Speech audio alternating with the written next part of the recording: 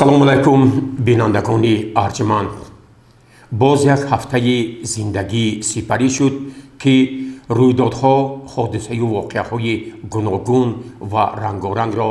фарогир буд. мо таҳиягарони барномаи иттилоотиву ҷамъбастии ҳафтаи телевизиони симои шаҳри Панҷакент ба таваҷҷӯҳи шумо муҳимтарин хабару гузориш ва маводҳои таҳиянамудаи ҳамкоронамонро аз ҳаёти сиёсӣ, иқтисодиву иҷтимоӣ, фарҳангию варзишии диёри бостониямон ва кишвари хуршидиямон пешкаш менамоем.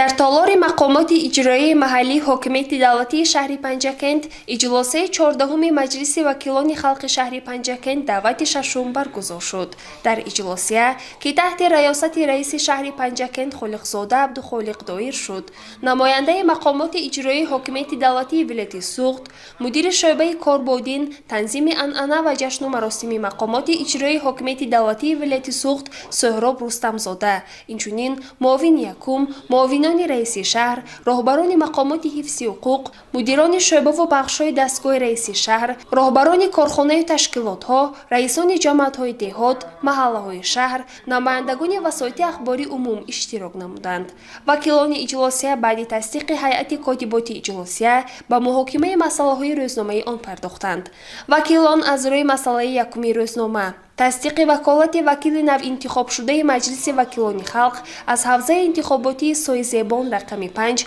Замонова Ҳамзира Расулбердиевна гузориши раиси комиссияи шаҳрии интихобот Мақсуд Мисробзодаро шунида дар ин бора қарор қабул намуданд. тибқи талаботи қонун дар бораи вазъи ҳуқуқии вакили маҷлиси вакилони халқи вилояти Мухтори Кӯҳистони Бадахшон, вилоятҳои Суғду Хатлон, шаҳри Душанбе, шаҳру ноҳияҳои он, Замонова Ҳамзира дар назди вакилон савганд ёд намуд.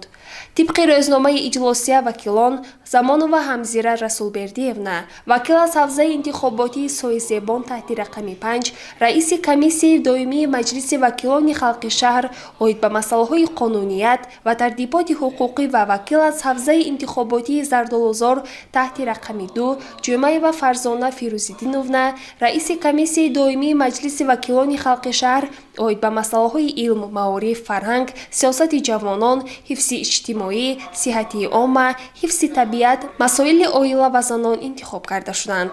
оид ба масъалаи 4-уми рӯзномаи иҷлосия дар бораи рафти иҷрои Қонуни Ҷумҳурии Тоҷикистон, дар бораи танзими анъана ва ҷашну маросим дар Ҷумҳурии Тоҷикистон, вакилон маърузаи муовини раиси шаҳр Санъат Тоҳирзодаро шуниданд. аз рӯи ин масъала вакил аз ҳавзаи интихоботии Вору таҳти рақами 24 Икром Аюбов ва вакил аз ҳавзаи интихоботии рақами 26 Солиев Олим ба музокира баромаданд ва вакилон дар ин бора қарор қабул намуданд. вакилони иҷлосия ҳисоботи комиссияи доимии маҷлиси вакилони халқи шаҳр оид ба масъалаҳои сохтмон, саноат, нақлиёту алоқа, хоҷагии роҳ ва рифоҳиро ки бо он раиси комиссия вакил аз ҳавзаи интихоботии Суғдиён таҳти рақами 34 Сафарзода Муҳаммад Содир баромад намуд шунида тасдиқ карданд. мутобиқ ба рӯзномаи иҷлосия вакил аз ҳавзаи интихоботии Қоқурӣ таҳти рақами 7 Саидов Одилҷон Олимович оид ба иҷрои ваколатҳои вакилияш ҳисобот дод ва иҷлосия дар ин бора қарор ба тасвиб расонид. дар иҷлосия мутобиқи супориши роҳбари дастгоҳи иҷроии Президенти Ҷумҳурии Тоҷикистон ва гузориши раёсати кор бо мақомоти идоракунии маҳаллии дастгоҳи иҷроии Президенти Ҷумҳурии Тоҷикистон, масъалаи иваз намудани номҳои ғайри тоҷикии ҳудудҳои маъмурӣ, гузориши муовини раиси шаҳр Парвина Нақибӣ шунида дар ин бора қарорҳо ба тасвиб расид. вакилони иҷлосия ҳамчунин қарорҳои раиси шаҳрро дар бораи таъини кадрҳо ва дар бораи ҷудо намудани маблағҳо тасдиқ намуда дар ин бора қарор қабул намуданд. дар иҷлосия намояндаи мақомоти иҷроии ҳокимияти давлатии вилояти Суғд, мудири шӯъбаи Корбодин, танзими анъана ва ҷашну маросими мақомоти иҷроии ҳокимияти давлатии вилояти Суғд Сӯҳроб Рустамзода оид ба масъалаҳои 4-уми рӯзномаи иҷлосия сухан кард. иҷлосаи 14-уми маҷлиси вакилони халқи шаҳр давати шашум оид ба ҳамаи масъалаҳои рӯзнома қарор қабул намуд. ҳар сол санаи 11 март ҳамчун рӯзи матбуоти тоҷик таҷлил мешавад. дар доираи нақшаи чорабиниҳои мақомоти иҷроияи маҳаллӣ ҳокимияти давлатии шаҳри Панҷакен рӯзи матбуоти тоҷик дар толори кохи фарҳанги шаҳри Панҷакен бо иштироки кормандони воситаҳои ахбори омма, собиқадорон, аҳли зиё ва ҳаводорони воситаҳои ахбори омма баргузор гардид. ҷамомади тантанавиро раиси иттифоқи журналистони Тоҷикистон дар шаҳри Панҷакен Турдибой Солиҳзода ҳусни оғоз бахшид. сипас раиси шаҳри Панҷакен Абдухолиқ Холиқзода пиромони нақши матбуот дар рушди ҷомеа, таваҷҷӯҳу дастгириҳои асосгузори сулҳу ваҳдати миллӣ, пешвои муассами миллат, президенти ҷумҳурии Тоҷикистон муҳтарам Эмомалӣ Раҳмон, раиси вилояти Суғд Раҷаббой Аҳмадзода ҷиҳати боз ҳам беҳтар намудани фазои иттилоотии кишвар, вилоят ва шаҳру деҳоти Панҷакен андешаву мулоҳизоти хешро арзёбӣ намуда ба хабарнигорон иттилоъ дод, ки ба ифтихори 35-мин солгарди истиқлолияти давлатии ҷумҳурии Тоҷикистон озмун байни кормандони воситаҳои ахбори омма таҳти унвони Водии Зарнисор аз нав эҳё мешавад ва дар арафаи солгарди навбатии истиқлолияти давлатии ҷумҳурии Тоҷикистон чангбаст ва ғолибон бо мукофоту тӯҳфаҳо сарфароз гардонида мешаванд. ҳамзамон раиси шаҳр Абдухолиқ Холиқзода ба кормандони воситаҳои ахбори омма ва ҳамаи онҳое ки дар таъмини фазои иттилоотии диёри бостониямон саҳми арзанда мегузоранд арзи сипоси хешро баён кард. адиб ва рӯзноманигор Исмоил Зарифӣ зимни суханронии хеш бори дигар иброз намуд, ки воқеан ҳам бо дастгириҳои бевоситаи раиси шаҳр Абдухолиқ Холиқзода барои кормандони воситаҳои ахбори омма, аҳли адаб ҷиҳати нашри китобҳо ва дигар воситаҳои иттилоотӣ мусоидати хеле хубро эҳсос намуд. дар як фазои тантанавӣ аз тарафи мақомоти иҷроияи маҳаллӣ ҳокимияти давлатии шаҳри Панҷакен ба кормандони воситаҳои ахбори омма, собиқадорон, аҳли зиё ифтихорномаҳо ва тӯҳфаҳо тақдим карда шуд. ҳамзамон дар як фазои хеле тантанавӣ ба яке аз омӯзгорони шинохта, ки бештар ба таълифи асарҳо ва чопи мақолаҳо дар воситаҳои ахбори омма саҳми калон доранд, Зиёбой Ҷалилов ба муносибати 75-мин солгарди Зодрӯз аз тарафи раиси шаҳри Панҷакен тӯҳфаҳо тақдим карда шуд. ҳамзамон аз тарафи роҳбарияти донишкадаи омӯзгории Тоҷикистон дар шаҳри Панҷакен ба устодони донишкада, ки ба иҷодиёт ва рӯзноманигорӣ низ машғуланд, Давлатшоҳи Тоҳирӣ ва Зиёбой Ҷалилов сипосномаҳо супорида шуд. ҳамин тавр ҷамомади бошукӯҳ бахшида ба рӯзи матбуоти тоҷик бо суханрониҳои рӯзноманигорон, устодони донишкадаи омӯзгории Тоҷикистон дар шаҳри Панҷакен хеле судманд ва шавқовар ҷараён гирифта, дар хотимаи ин ҷамомади бошукӯҳ раиси шаҳр Абдухолиқ Холиқзода бори дигар изҳор намуд, ки мо ба кормандони воситаҳои ахбори омма, аҳли зиё ҳамеша арҷ мегузорем, заҳмати онҳоро қадршиносӣ мекунем ва умид бар он мекунем, ки кормандони соҳаи матбуот, телевизион, радио тамоми саъю талошҳои хешро барои ободии кишвари азизамон равона намуда дар самти истиқболи сазовори 35-солагии истиқлолияти давлатии ҷумҳурии Тоҷикистон ҳиссаи арзандаи хешро мегузоранд.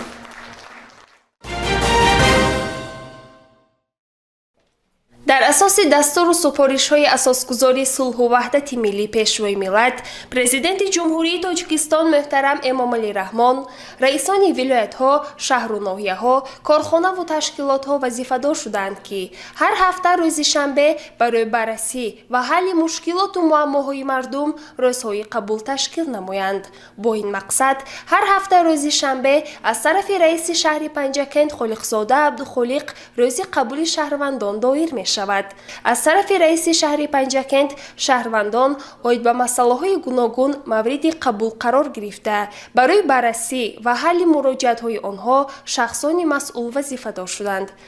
дар ин рӯзи қабул даҳҳо нафар шаҳрвандоне, ки ба раиси шаҳри Панҷакент Холиқзода Абдухолиқ муроҷиат карданд, барои ҳалли масъалаҳое, ки онҳоро хеле сарсон карда буд, ҷавобҳои мушаххас гирифтанд ва масъулин вазифадор шуданд, ки барои баррасӣ ва сари вақт ҳал намудани мушкилоту муаммоҳои шаҳрвандон чораҳои зарурӣ андешанд.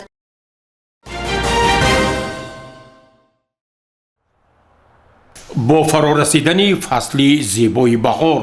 дар аксар хуҷагиҳои деҳқонӣ шаҳру деҳоти Панҷакент кишту кори баҳорӣ бо муваффақият оғоз ёфт. раиси шаҳр Абдухолиқ Холиқзода бо ҳамроҳии кормандони масъули дастгоҳи раиси шаҳр ва сохторҳои марбута аз хоҷагиҳои деҳқонии ҷамоати деҳоти Сарасп дидан намуд. раиси шаҳр зимни мулоқоту суҳбатҳо бо роҳбарияти ҷамоати деҳоти Сарасп, роҳбарони хоҷагиҳои деҳқонӣ, саҳмдорон таъкид намуд, ки мо бояд дар асоси дастуру супоришҳои асосгузори сулҳу ваҳдати миллӣ пешвои миллат президенти ҷумҳурии Тоҷикистон муҳтарам Эмомалӣ Раҳмон, вазифагузориҳои раиси вилояти Суғд муҳтарам Раҷаббой Аҳмадзода зимни сафари корӣ ба шаҳри Панҷакент бояд аз ҳар як ваҷаб замин оқилона ва мақсаднок истифода барем. раиси шаҳр Абдухолиқ Холиқзода ба деҳқонони ҷамоати деҳоти Сарасп тавсия дод, ки воқеан ин ҷамоат яке аз ҷамоатҳои калонтарин аз лиҳози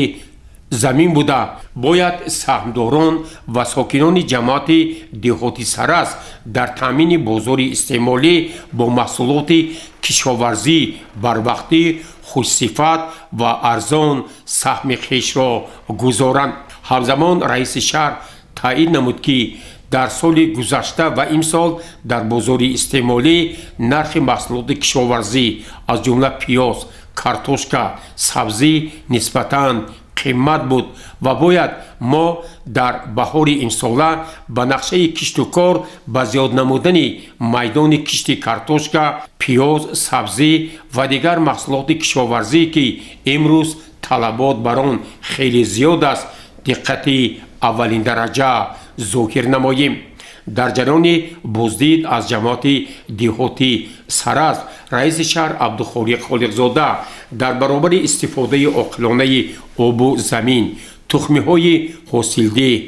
омодагии шабакаҳои обрасонӣ ба мавсими нав аз роҳбарон ва масъулин даъват ба амал овард, ки бояд онҳо ҷиҳати омодагӣ ба маъракаи муҳими сиёсӣ, даъвати ҷавонон ба сафи қувваҳои мусаллаҳи ҷумҳурии Тоҷикистон тадбирҳои мушаххас андешанд. ҳамзамон корҳои ободониву созандагӣ, сабзу хуррамгардонӣ ва ниҳолшинониро ба истиқболи 35-солагии истиқлолияти давлатии ҷумҳурии Тоҷикистон вусъат бахшанд. раиси шаҳр Абдухолиқ Холиқзода дар ҷамоати деҳоти Сарасп нақшаҳоро барои роҳбарон муайян намуд ва изҳор дошт, ки ҳамаи он нақшаҳое, ки аз тарафи мақомоти иҷроияи маҳаллии ҳокимияти давлатии шаҳри Панҷакент қабул шудааст, таҳти назорати ҷиддӣ қарор дорад. тибқи нақша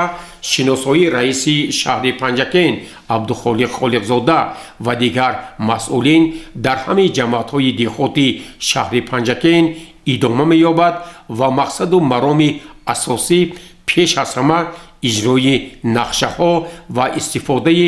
оқилонаи обу замин ва рушди соҳаи кишоварзӣ, ки яке аз соҳаҳои муҳими иқтисоди Панҷакент ба шумор меравад, تحت توجه دائمی قرار خواهد گرفت.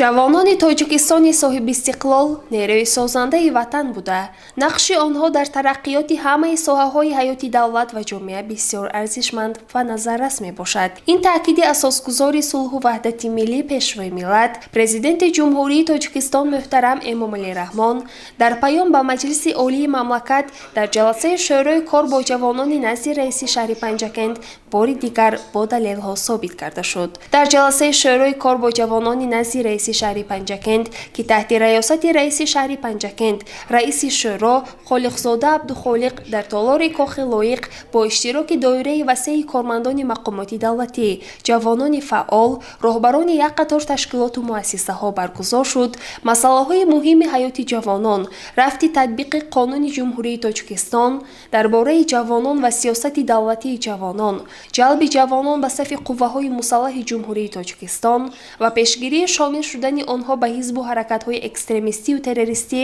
мавриди баррасӣ қарор гирифт. Баъди шунидани гузориши мудири бахши кор бо ҷавонон ва варзиши шаҳр дар бораи рафти иҷрои Қонуни Ҷумҳурии Тоҷикистон, дар бораи ҷавонон ва сиёсати давлатии ҷавонон ва мудири шӯъбаи рушди иҷтимоӣ ва робита бо ҷомеаи дастгоҳи раиси шаҳр оид ба тадбирҳои ҷиҳати пешгирии шомил шудани ҷавонон ба ҳизбу ҳаракатҳои экстремистию террористӣ ва музокираҳо дар назди аъзоёни шӯро ва ҳозирин раиси шаҳр сухан кард. Таъкид гардид ки мақомоти иҷроии маҳаллии ҳокимияти давлатии шаҳри Панҷакент дар заминаи қонун дар бораи ҷавонон ва сиёсати давлатии ҷавонон, барномаҳои давлатии рушду тарбияи ҷавонон, дастурҳои пешрӯи муассами миллат Президенти Ҷумҳурии Тоҷикистон муҳтарам Эмомалӣ Раҳмон ва роҳнамоиҳои муовини аввали раиси Маҷлиси Миллии Маҷлиси Олии Ҷумҳурии Тоҷикистон, раиси вилояти Суғд Раҷаббой Аҳмадзода корҳои зиёдеро дар самти тарғибу ташвиқи тарзи солимии ҳаёт, пешгирии шомилшавии ҷавонон ба ҳизбу ҳаракатҳои ифротгаро, ба варзиш ҷалб намудани онҳо, ташкили чорабиниҳои зиёди ҳарбӣ, ватандӯстӣ вобаста ба маъракаи даъвати ҷавонон ба хидмати ҳарбӣ ба иҷро расонид. Аз ҷумла ба варзиш ҷалб намудани ҷавонон беҳтар ба роҳ монда, танҳо давоми 2 соли охир 18 иншооти нави варзишӣ мавриди истифода қарор гирифт ва дастпарварони муассисаи давлатии мактаби варзиши шаҳр соли гузашта дар мусобиқаҳои вилоятӣ, ҷумҳуриявӣ ва байналмилалӣ соҳиби 119 нишон гардида, дастаи футболбозони Наврас қаҳрамони мусобиқаи ҷумҳуриявии тӯби чармин 22 дониста шуд. Дар ҷаласаи шӯро таваҷҷӯҳи мақомоти марбута ба ҷалби бештари ҷавонону наврасон, муҳассилини донишкадаи коллеҷҳо, мактабҳои миёна, хосагирандагони стипендияи президентӣ ба иштирок дар озмунҳои ҷумҳуриявии фурӯғи субҳи доноӣ китоб аст, илм фурӯғи маърифат, Тоҷикистон ватани азизи ман, сафарбар намудани ҷавонон ба хидмати ҳарбӣ, пешгирии шомилшавии ҷавонон ба ҳизбу ҳаракатҳои ифротгаро ва боз ҳам оммавигардонии варзиш дар байни ҷавонон истифодаи босамари иншооти варзишӣ ҷалб карда шуд. Шӯро оид ба масъалаҳои рӯзнома қарор ба тасвиб расонида, дар фарҷом ба ҷоизадорон ва иштирокчиёни озмунҳои вилоятиву ҷумҳуриявӣ, варзишгарон, ғолибони мусобиқаҳои ҷумҳуриявию байналмилалӣ, сипоснома ва тӯҳфаҳои мақомоти иҷроии маҳаллии ҳокимияти давлатии шаҳр тақдим карда шуд.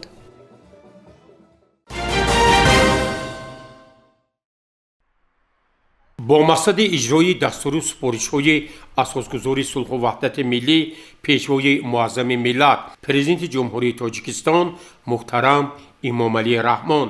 ва вазифагузориҳои раиси вилояти Суғд Раҷаббой Аҳмадзода, раиси шаҳр Абдухолиқ Холиқзода бо роҳбарияти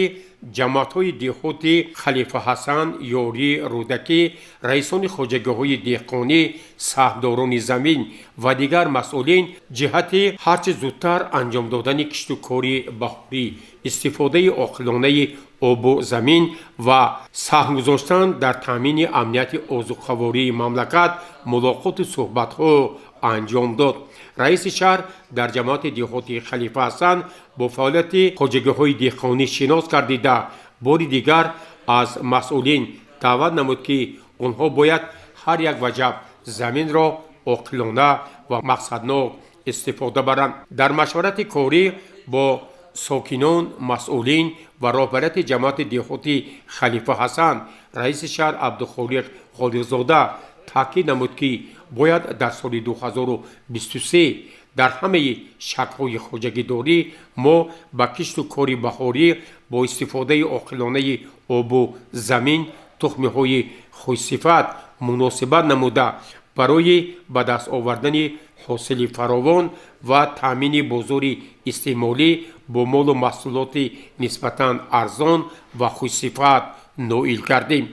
در جماعت دهاتی یاری در ملاقات با رهبریت، رئیسان خواجگی‌های دهقانی و انفرادی و سهمداران زمین‌ها، رئیس شهر عبدالخالق خالقزاده ماهیت مسئله را وابسته به رشد ساحه کشاورزی شرح و ایضاح داد. او تاکید کرد که یکی از عامل‌های اساسی بلند برداشتن حاصل فراوان کارکرد خوبی زمین، سری وقت با آب‌های پالیزی تامین کردن کشتار و باغات و استفاده از تخم‌های حاصلده و نوری‌های گوناگون میباشد. در این زمینه به رهبریت جماعت دهاتی یاری و مسئولین دستور و سپارش‌ها و نقشه‌های مشخص داده شد. در جماعت دهاتی رودکی، رئیس شهر عبدالخالق خالقزاده توجه رهبریت جماعت، فعالان، خواجگی‌های دهقانی انفرادی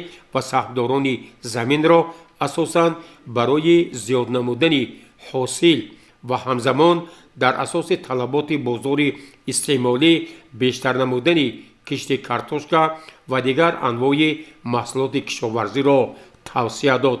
رئیس شهر عبدالخالق خالقزاده در همه ملاقات و صحبت‌ها بار دیگر اظهار نمود که ما باید از امکانیت‌های آب و زمین در قلمرو شهر و دهات پنجکین ثمرناک استفاده بریم، زیرا در سال 2023 چون در سراسر جهان مسئله تامین مواد غذایی از جمله محصولات کشاورزی مشکلات خود را دارد، اگر دهقانان از نخستین روزهای فصل بهار با کشت بهاری، جمع‌آوری حاصل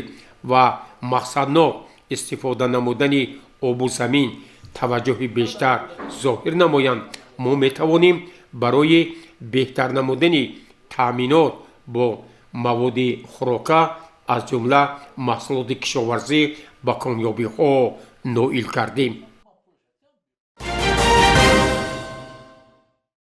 با مقصد رشد کارهای آبادانه و سازندگی، وسعت کشت و کار بهاری، استفاده عاقلانه زمین، دعوت جوانان به صف قوه‌های مسلح کشور و دیگر مسائل مهم روز، رئیس شهر عبدالخالق خالقزاده در اساس دستور و سپارش‌های اساسگزار صلح و وحدت ملی، پیشوای ملت، پرزیدنت جمهوری تاجیکستان محترم امام علی رحمان، وظیفه‌گزاری‌های رئیس ولایت سوق رجب‌بای احمدزاده از جماعت‌های دهاتی یاری و امانداره بازدید نوبتی انجام داد. در جماعت دهاتی یاری نخست رئیس شهر با رفت کارهای آبادانی و سازندگی بنیاد انشاءات گوناگون با مناسبت 35مین سالگرد استقلالیت دولتی جمهوری تاجیکستان شناس کردید. از جمله به رئیس شهر اطلاع دادند که در مرکز جماعت یک بنگاه نوی زمانوی دندانپزشکی از طرف صاحبکاران ساخته می شود که آن روزهای نزدیک مورد استفاده قرار گرفته برای خدمت رسانی طبی ساکنان همه طرفه مساعدت خواهد کرد. رئیس شهر در جریان شناسایی در جماعت دهاتی یاری با فعالیت صاحبکار نعیموف یزدان شناس کردید. از طرف صاحبکار نعیموف یزدان تجهیزات و خطهای استحصالی جهت استحصال خوراک چروا، روغن، میده کردن غله‌دانگی ها و در صحن حولیش یک موضع را برای پرورش سبزوات بروقتی تشکیل نمود که رئیس شهر برای چنین تدبیر به این صاحبکار عرض سپاس نمود و اظهار داشت که اگر هر یک صاحبکار در макони зисти хеш барои корҳои ободониву созандагӣ, истеҳсолӣ, истифодаи замин чунин корҳоро амалӣ созад, даҳҳо нафар бо ҷойи кор таъмин мешаванд ва ҳамзамон бозори истеъмолӣ бо маҳсулоти кишоварзӣ ва хӯрокии арзон ва дастрас таъмин хоҳад шуд. дар ҷамоати деҳоти ёрӣ раиси шаҳр яке аз собиқадорони меҳнат сокини 95-солаи ҷамоат Алимова Зиёдаро мавриди аёдат қарор дод. раиси шаҳр бори дигар ба ин бону изҳор дошт ки воқеан пиронсолон таҳти назорат ва ғамхориҳои бевоситаи сарвари давлат муҳтарам Имомалӣ Раҳмон роҳбарияти вилоят ва шаҳри Панҷакин қарор доранд. ба Алимова Зиёда аз номи мақомоти иҷроияи маҳаллии ҳокимияти давлатии шаҳри Панҷакин кӯмаки навбатӣ расонида шуд ва таъкид шуд ки мин баъд барои дастгирии чунин шахсон ва оилаҳои камбизоат тадбирҳо андешида мешаванд.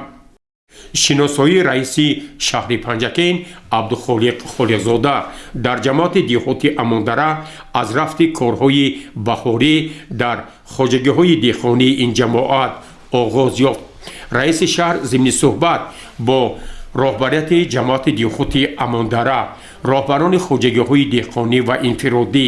саҳмдорони заминҳо таъкид намуд ки вазифаи асосии мо дар ин айёме ки ҷаҳон ба мушкилоти иқтисодӣ ва молиявӣ рӯбарӯ шудааст, зиёд намудани истеҳсоли маҳсулоти соҳаи кишоварзӣ мебошад.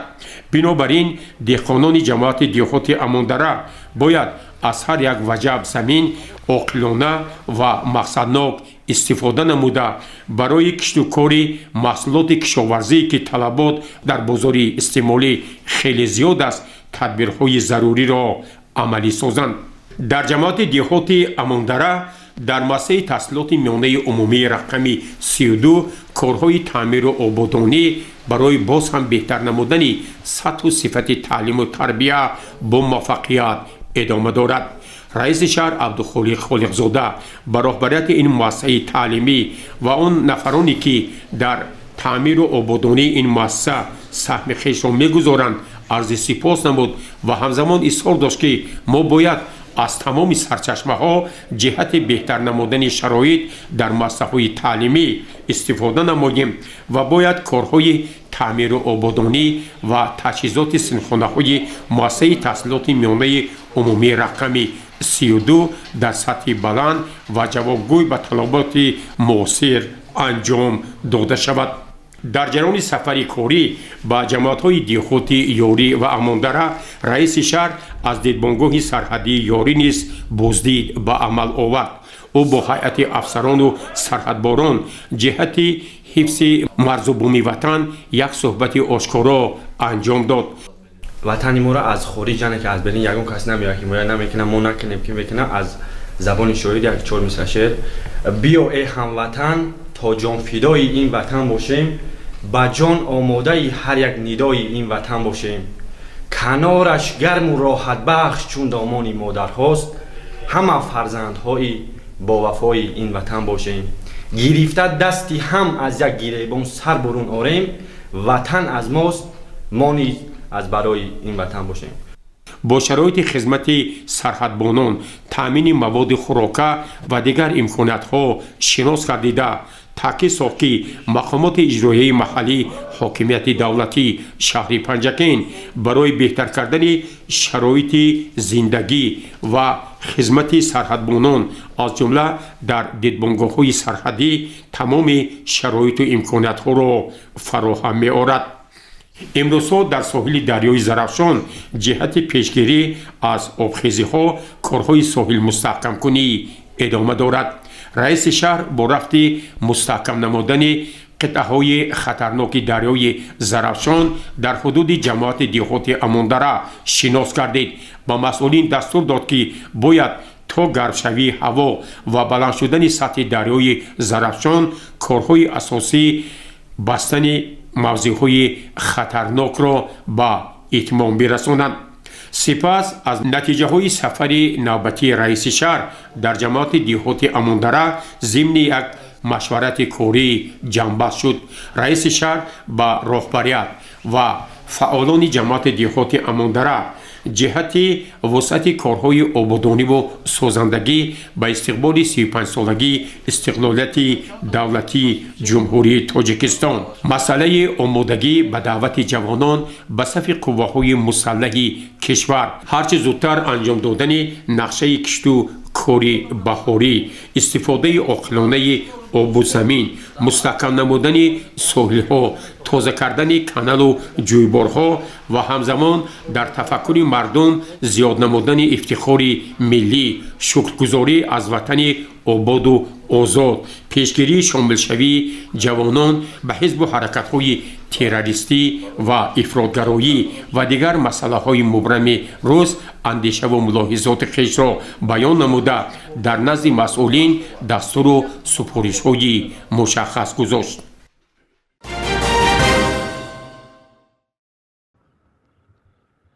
дар доираи дастуру супоришҳои асосгузори сулҳу ваҳдати миллӣ пешвои миллат, президенти ҷумҳурии тоҷикистон муҳтарам Эмомалӣ Раҳмон вазифагузориҳои раиси вилояти суғд Раҷаббой Аҳмадзода ва нақшаи мақомоти иҷроияи маҳаллии ҳокимияти давлатии шаҳри Панҷакент оид ба бунёди бохҳои нав дар мавзеи хамиртепаи ҷамоати деҳоти Халифа Ҳасан дар майдони 3 гектар боғи нави интенсивӣ бунёд мегардад. боғи нав бо иқдоми соҳибкор бо Мулло Суюшев ташкил гардида дар он дарахтони мевадиҳандаи навҳои чормағз, гелос, шафтолу, себ ва ғайраро дар ин мавзеъ шинонида шуданд. соҳибкор иттилоъ дод ки ин дарахтон аз ҷумҳурии Ӯзбекистон ворид карда шудааст ва мутахассис аз ҷумҳурии ҳамсоя ба деҳқонон дар бораи шинонидан ва парвариши дарахтон дар боғи нави интенсивӣ дастуру маслиҳатҳои муфид дод. дар ҳашари ниҳолшинонӣ муовини якуми раиси шаҳри Панҷакент Муҳаммад Содир Сафарзода ва дигар шахсони масъул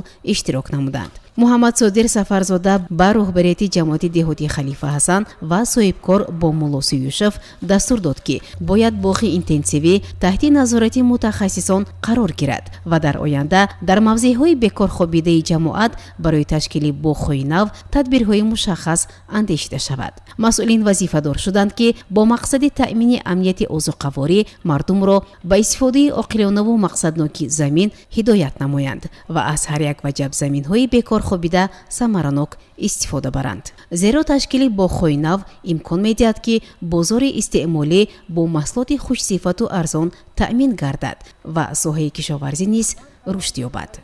гузориши Муниса Атамуллоева ва Хаём Ҷораев.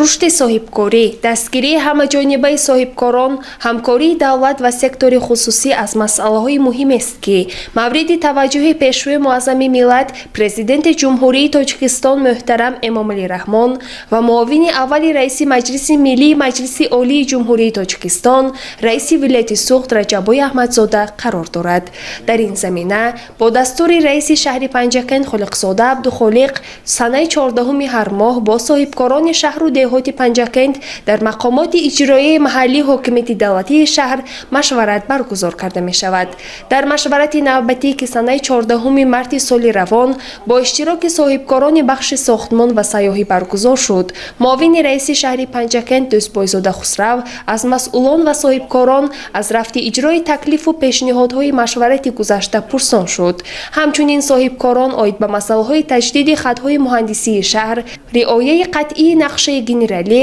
пурзор намудани назорати меъморӣ ба бунёди биноҳои баландошона, беҳдошти инфрасохтори соҳаи сайёҳӣ дар хатсайрҳои сайёҳӣ, ташкили фурӯши армғонҳо барои сайёҳон, таомномаҳо ба забонҳои русию англисӣ дар тарабхонаҳо ва дигар масъалаҳои марбут ба фаъолияти соҳибкорӣ фикру мулоҳиза ва пешниҳодҳояшонро баён намуданд. ба масъулин дастур дода шуд ки ин таклифу пешниҳодҳоро омӯхта роҳҳои ҳалли онҳо муайян карда шавад.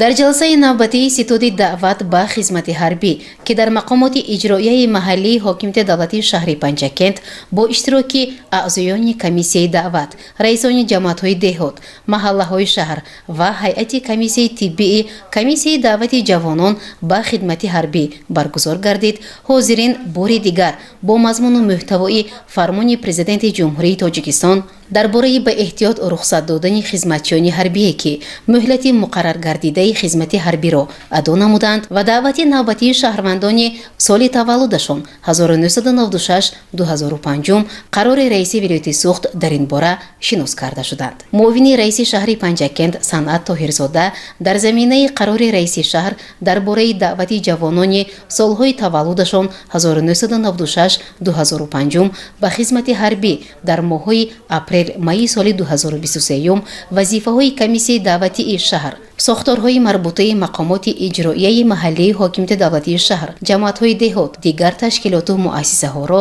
ҷиҳати ташкилу сафарбар намудани ҷавонон ба хидмати ҳарбӣ шарҳу тавзеҳ дод. баъди шунидани гузориши комиссари ҳарбии шаҳр дар бораи корҳои омодагӣ ба даъвати ҷавонон ба хидмати ҳарбӣ, фаъолияти ҷамъиятҳои деҳот, маҳаллаҳои шаҳр, дигар муассисаҳои марбута дар ин самт таҳлил карда ба онҳо дастур дода шуд ки барои сафарбар намудани ҷавонон ба хидмат дар сафҳои қувваҳои мусаллаҳи кишвар корҳои омодагӣ аз ҷумла тарғибу ташвиқро дар маҳалҳо пурзур намоянд.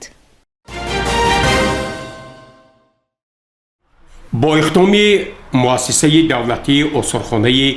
таъриху кишваршиносии ҷумҳуриявӣ ба номи устод Абу Абдуллоҳ Рӯдакӣ бахшида ба рӯзи матбуоти тоҷик таҳти унвони матбуоти тоҷик дар даврони истиқлолият мизи мудаввар баргузор гардид. мудири шӯъбаи рушди иҷтимоӣ ва робита бо ҷомеаи дастҳои раиси шаҳри Панҷакент Саид Юнусӣ дар бораи нақши матбуот дар рушди ҷомеа ва инъикоси дастовардҳои истиқлолияти давлатии ҷумҳурии Тоҷикистон сухан гуфта, иштирокчиёни мизи мудавварро аз номи раиси шаҳри Панҷакент Абдухолиқ Холиқзода ба муносибати рӯзи матбуоти тоҷик самимона табрику муборакбод намуд. сарвари осорхонаи таъриху кишваршиносӣ ба номи устод Абу Абдуллоҳ Рӯдакӣ Мақсудҷон Мизробзода дар мавзӯи матбуоти тоҷик дар даврони истиқлолият маърузаи муфассал намуда пиромони таърихи матбуоти тоҷик аз ҷумла рушди матбуот дар шаҳри Панҷакент маълумоти муфассал дода бори дигар изҳор намуд ки воқеан ҳам нақши матбуоти даврӣ телевизион ва радио дар ҳаёти имрӯзаи ҷомеаи мо аз ҷумла инъикоси рӯйдодҳои гуногуни шаҳру диҳоти Панҷакент аз ҷумла пешниҳоди имкониятҳои осорхонаи таъриху кишваршиносӣ ба номи устод Абу Абдуллоҳ Рӯдакӣ хеле бузург аст. дар мизи мудаввар рӯзноманигорон, собиқадорони соҳаи матбуот, аҳли қалам пиромони нақши матбуоти тоҷик дар рушди ҷомеа ва инъикоси рӯйдодҳои муҳим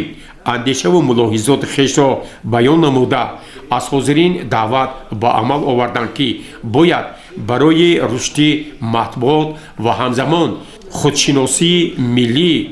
наврасон имкониятҳои осорхонаи таъриху кишваршиносӣ ба номи устод Абу Абдуллоҳ Рӯдакӣ муаррифӣ шавад ва бояд наслҳои наврас тавассути матбуот ва шахсан аз осорхона дидан намоянд.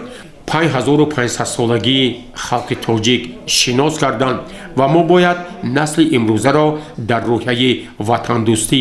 ифтихор аз кишвари бостонӣ ва дастовардҳои бузурги истиқлолият ва татбиқи дастуру супоришҳои асосгузори сулҳу ваҳдати миллӣ пешвои муаззами миллат президенти ҷумҳурии Тоҷикистон муҳтарам Эмомалӣ Раҳмон шинос намоем. аз тарафи маъмурияти муассисаи давлатии осорхонаи ҷумҳуриявӣ таъриху кишваршиносӣ ба номи устод Абу Абдуллоҳ Рӯдакӣ ба роҳбарияти воситаҳои ахбори умма ва аҳли қалам тӯҳфаҳо ва сипосномаҳо тақдим гардид.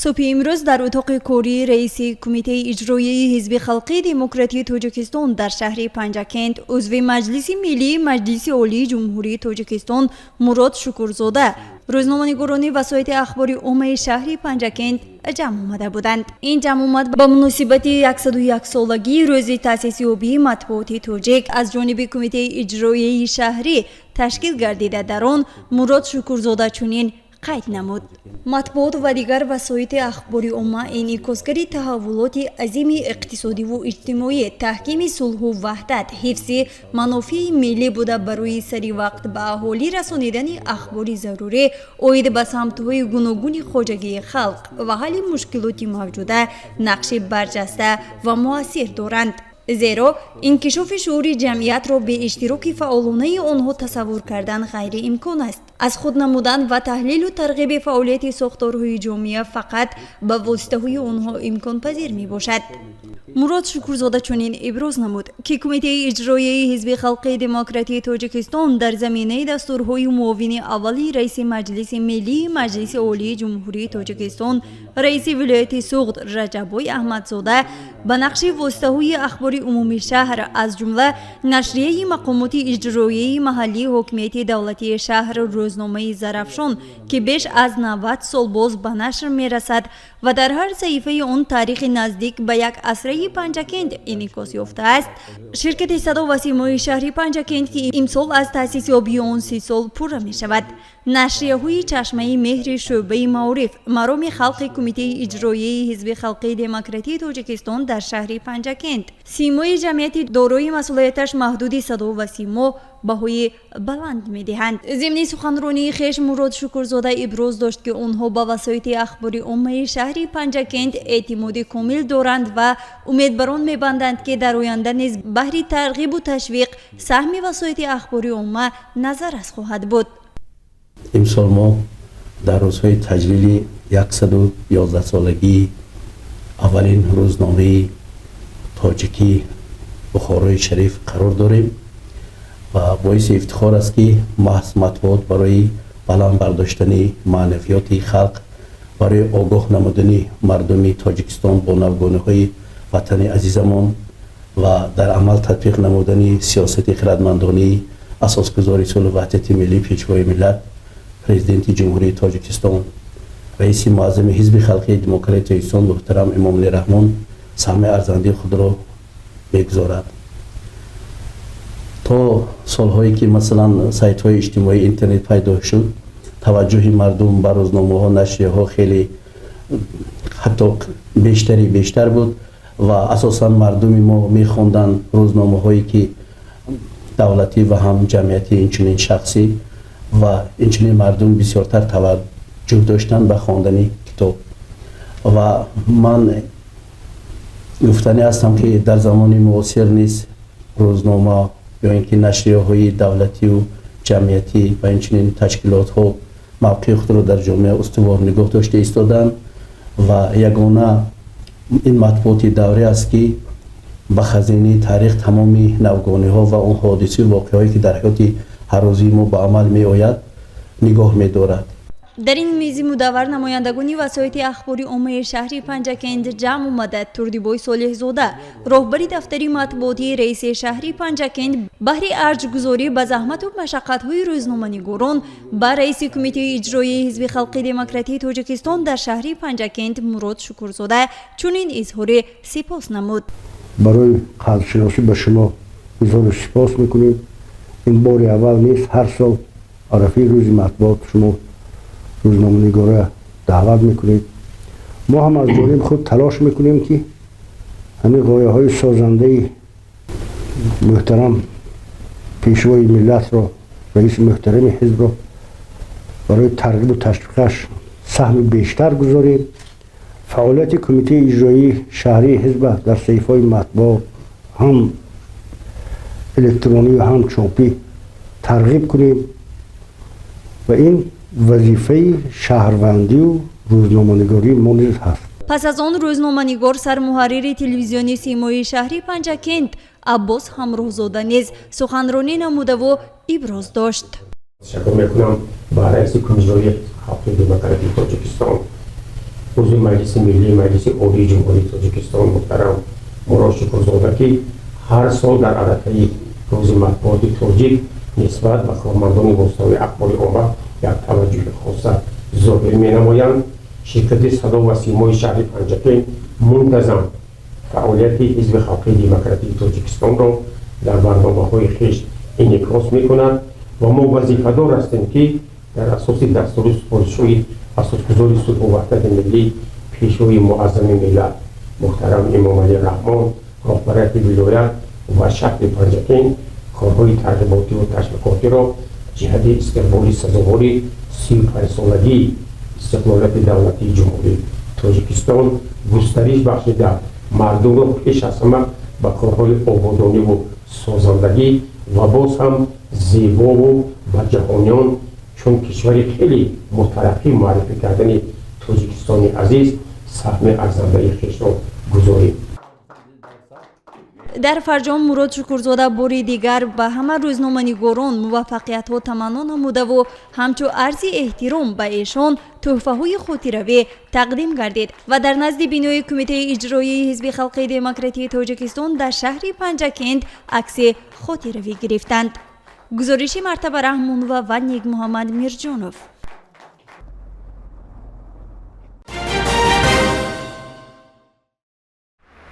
سال روان مطابق دستور агентии توجیکستاندارتی نزد حکومت جمهوری تاجیکستان سنه 15 مارت همچون روز جهانی حمایه حقوق استعمال کنندگان با چاره‌بینی‌های گوناگون معرفتی و اطلاعاتی تجلیل گردید. از طرف مرکز تشخیص منطقوی توجیکستاندار در شهر پنجکین جهت بلندبرداشتن معرفت حمایه حقوق استعمال کنندگان سلسله چاره‌بینی‌ها گذرانده شد. کارمندان مرکز تشخیص منطقوی агентии توجیکستاندار در شهر پنجکین در بازارها، فروشگاه‌ها، نقطه‌های خدمت‌رسانی و استیصالی با صاحبکاران، تاجران و استعمال کنندگان ملاقات و صحبت‌ها انجام داده باری دیگر تاکید نمودند که در اساس قانون جمهوری تاجیکستان درباره حمایه حقوق استعمال کنندگان آنها می توانند حقوق‌های استعمالی خویش را در هر صورت توسط قانون‌های عمل کننده و با مساعدت مرکز تشخیص منطقوی агентии توجیکستاندار در شهر پنجکین حمایه نمایند. ضمن صحبت یک نفر شهروند در این باره به ما چنین اطلاع داد. شما همچون شهروند استعمال کننده همه حقوق‌های استعمالی شما کی باید حمایت کند؟ کدام تشکیلات؟ تشکیلات توجیکستاندار باید حقوق ما رو حمایت کنند. از یگان جا فریب خودید یگان مغازه می حقوقتان پای ماش؟ تا حال من یگان کمبودی ندیدم. در حالت کمبودی دیدم و توجیکستاندار مواجهت میکنم. در مغازه و دکان‌ها و کارگاه‌های استیصالی صاحبکاران با ما اطلاع دادند که آنها نیز سالهای آخر طلبات قانون جمهوری تاجیکستان درباره حمایه حقوق استعمال کنندگان را همه‌طرفه رعایت می‌نمایند. در این باره ما با یک نفر استعمال کننده هم صحبت شدیم. حقوق استعمالی شما کی باید حمایت کند؟ توجیکستاندار. شما هم گفته است که حادثه که همین یگان محصولات خریدید غیر استانداردی بیست بودم که حادثه بودم خیلی حادثه مراجعت کردیم. کی مراجعه کردید؟ توجیکستاندار. چه کردن؟ یگان مسئله رو حل کرده بودن؟ حل کردن بودن. من امروز در این مغازه شما چه خریداری میکنید؟ خوراکه. این مغازه چقدر از نگاه شما؟ بهترین یگان بود چیزی به صفت نگرفتیم یگان بود. اینجا شما هر وقت مال محصولات خریداری میکنید؟ محصولی کونه دارن غیر استانداردی؟ با چشم نافتاده است. نافتاده است؟ نه. اما مردم چی میخواهید که حقوقشون چقدر استفاده کنند؟ اگر بینن البته روان توجیکستاندار مراجعت کنن اگر بینن سروکش گذشتگی باشد که اون چیزی پس صفت باشد حتما توجیکستاندار مراجعت کنن و کمک مینماید. واقعا امروز شهروندان خود وظیفه‌دار هستند که حقوق‌های استعمالی خویش را حمایت نمایند. در صورت رعایت نشدن حقوق‌های استعمالیشان آنها می‌توانند با مرکز تشخیص منطقوی агентии توجیکستاندار در شهر پنجکین مراجعت نمودند. در جریان چاره‌بینی‌های روز جهانی حمایت حقوق استعمال کنندگان از طرف کارمندان مرکز به استعمال کنندگان دستورها، معلوماتنامه‌ها و دیگر اطلاعات پیرامون حقوق‌های استعمالی آنها تقدیم کرده شد.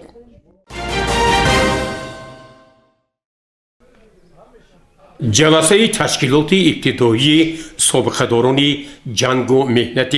جماعت دهاتی کوسه‌تراش را رئیس شورای سابقه‌داران جنگ و مهنت شهر پنجکین ابوالقل رضایف حسن آغاز بخشید. نخست اشتراکچیان را با فرارسی نوروز نوبهاران صمیمانه تبریک و مبارکباد نمود و تاکید ساخت که یک از سمت‌های فعالیت شورای سابقه‌داران جنگ و مهنت شهر پنجکین تشکیلات‌های ابتدایی آن ترغیب و تشویق و مورد عمل قرار دادن نشاندادهای پیام اساسگذار صلح و وحدت ملی پیشوای معظم ملت پرزیدنت جمهوری تاجیکستان محترم امام علی رحمان با مجلس عالی جمهوری تاجیکستان می باشد. درباره فعالیت تشکیلات ابتدایی سابقه‌داران جنگ و مهنت جماعت دهاتی کوسه‌تراش رئیس تشکیلات ابتدایی امیرов عبدالشهید معروضه مفصل نموده پیرامون فعالیت این تشکیلات جمعیتی در بلند داشتن تربیت اخلاقی جامعه دعوت جوانان با قوه‌های مسلح مورد عمل قرار دادن اجرای دستور سفارش‌ها و نشاندادهای پیام اساسگذار صلح و وحدت ملی پیشوای معظم ملت پرزیدنت جمهوری تاجیکستان محترم امام علی رحمان با مجلس عالی جمهوری تاجیکستان اندیشه‌های خود را بیان کرد و تاکید ساخت که واقعاً در همه دهه‌های جماعت دهاتی کوسه‌تراش از طرف تشکیلات‌های ابتدایی شورای سابقه‌داران جنگ و مهنت کارهای ترغیباتی و تشویقاتی منظم راه اندازی شدند. در مجلس نمایندگان از دهه‌ها و تشکیلات‌های ابتدایی که در دهه‌های جماعت فعالیت می‌کند به سخن برآمده بار دیگر درباره عملی سازی دستور سفارش‌ها و پیام پیشوای معظم ملت پرزیدنت جمهوری تاجیکستان محترم امام علی رحمان سخن گفته با فعالیت تشکیلات ابتدایی شورای سابقه‌داران جنگ و مهنت جماعت دهاتی کوسه‌تراش بهای قناعت بخش دادند. در جلسه تشکیلات ابتدایی رئیس جماعت دهاتی کوسه‌تراش عظمت شمسیف شرکت ورزیده پیرامون مسئله‌های بررسی شده اندیشه و ملاحظات خویش را بیان نمود و تاکید ساخت که راهبریت جماعت با تشکیلات ابتدایی سابقه‌داران جنگ و مهنت رابطه خوبی همکاری داشته برای وسعت کارهای آبادانی و سازندگی ترغیب و تشویق سیاست دولت و حکومت جمهوری تاجیکستان به نیروی آنها منتظم تکیه می نماید. در خاتمه جلسه رئیس شورای سابقه‌داران جنگ و مهنت شهر پنجکین ابوالقل رضایف نقشه‌های تشکیلات ابتدایی و در مجموع شورای سابقه‌داران جنگ و مهنت را برای سال 2023 معین و مشخص نمود و اظهار داشت که هدف اساسی هر یکی ما و شما پیش از همه عملی سازی پیام اساسگذاری صلح و وحدت ملی پیشوای معظم ملت پرزیدنت جمهوری تاجیکستان امام علی رحمان می باشد.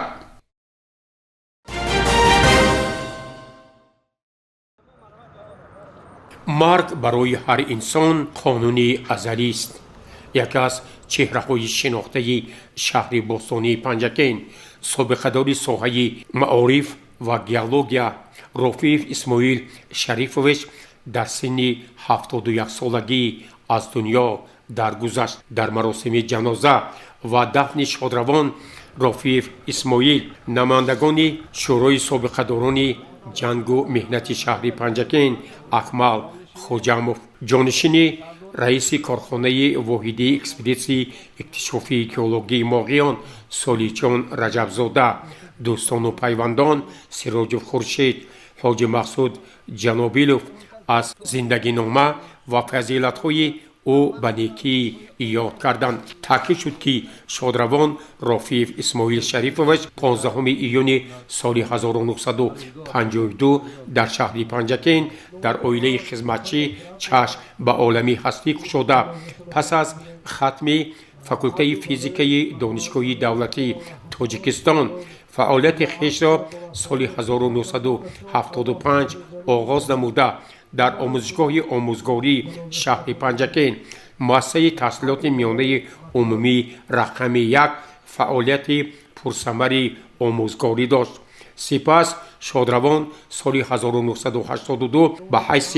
راهبر کارهای تکنیکی در انستیتوت علمی تحقیقاتی زلزله سنجی اکادمی علمهای جمهوری تاجیکستان و سال 1982 تا سال 1993 در اکسپدیسی اکتشافی گئولوژی ماغیان و پس آن در کارخانه مشترک پنجور موچستان و دیگر ساحه‌های گئولوژیا فعالیت هدفناک داشت. از سال 1995 تا سال 2008 شادروان رفیع اسماعیل سردار آزمایشگاه کمپلکسی کارخانه واحدی اکسپدیسی اکتشافی گئولوژی ماغیان بود. شادروان برای فعالیت پرثمر ساحوی با افتخارنامه جمهوری تاجیکستان سپاسنامه ها و دیگر مکافات های وزارت و اداره های کشور قدردانی شده است. در مراسم جنازه همگان دست به دعا برداشتند که خداوند منزل آخرت شادروان رفیع اسماعیل را در جنت مکان دهد و خاطره او همیشه در یادها جاویدان باقی بماند. همیاران گرامی قدر، در هفته نو برای هر یکی شما نخست تنی صحتی بیگزند، بخت و سعادتی بلند و کامیابی های دلپسند آرزو نموده تمنای آن را داریم که ما همگان باید افتخار بزرگ وطن عزیزمان را دوست داریم و تحت شعار تاجیکستان به پیش در آبادی و شکوفایی این کشور مقدس سهم ارزنده خویش را گذاریم.